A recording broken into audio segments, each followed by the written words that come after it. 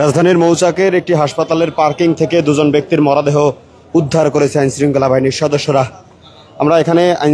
যারা এই হাসপাতাল কর্তৃপক্ষ রয়েছে এবং এর পাশাপাশি যিনি সিকিউরিটি ইনচার্জ রয়েছে তার সাথে কথা বলেছি। তিনি যেমনটি জানিয়েছেন, বৃহস্পতিবার সকাল নাগাদ এই গাড়িটি এখানে প্রবেশ করেন এবং গাড়িটি এখানে প্রবেশ করার পর কিন্তু গাড়িটি বের না হলে আজকে সকাল 11:30 আনুমানিক 12টা নাগাদ এখানে সিকিউরিটি ইনচার্জ প্রবেশ করেন এবং তিনি প্রবেশ করে দেখেন একটি গাড়িতে দুজন ব্যক্তি বসে আছেন এবং একজন মূলত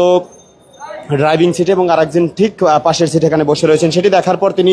সেই গাড়ির দরজাটি খুলে তাদেরকে ডাকাডাকি করলে তখন তাদের সাড়া না পেয়ে কিন্তু তারা এখানে হাসপাতাল কর্তৃপক্ষকে জানান এবং হাসপাতাল কর্তৃপক্ষকে জানানোর পর তারা আইনশৃঙ্খলা বাহিনীর সদস্যদেরকে এখানে ডাকলে তারা এখানে এসে কিন্তু দুজন ব্যক্তির মরদেহ ইতিমধ্যেই উদ্ধার করেছেন এবং তাদেরকে কিন্তু এখান থেকে বের করার প্রক্রিয়া চলছে। আনুমানিক দুজন মধ্যবয়স্ক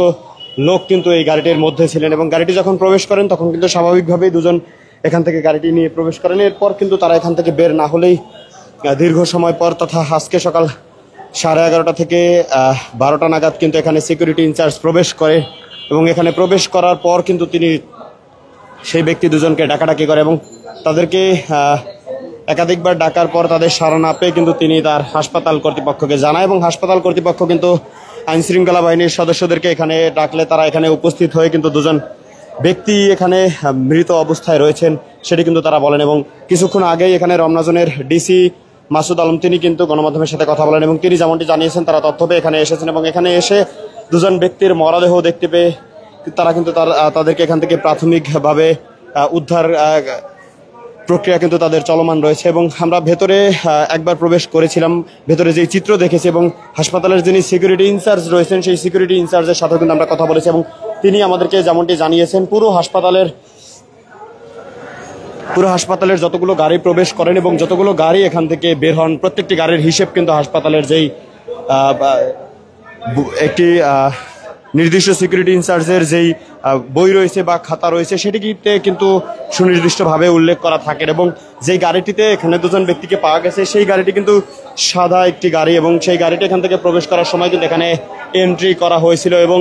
এখান থেকে যখন গাড়িটি বের না হচ্ছিলেন তখনই কিন্তু সিকিউরিটি ইনচার্জ পুরো এই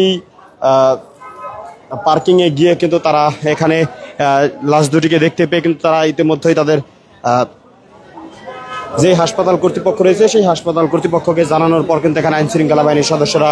উপস্থিত হন। সেই চিত্র কিন্তু আমরা এখানে বসে দেখতে পেয়েছি এবং আমরা এই মুহূর্তে রয়েছি ঠিক হাসপাতালের সামনে এবং আমরা আপনাদেরকে সেখান থেকে কিন্তু দেখানোর চেষ্টা করছি।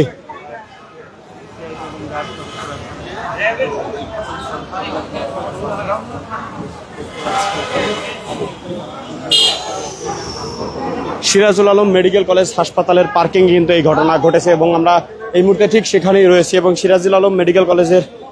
কলেজ হাসপাতালের ঠিক সামনে কিন্তু এই মুহূর্তে আইনশৃঙ্খলা বাহিনীর সদস্যরা রয়েছেন এবং ঠিক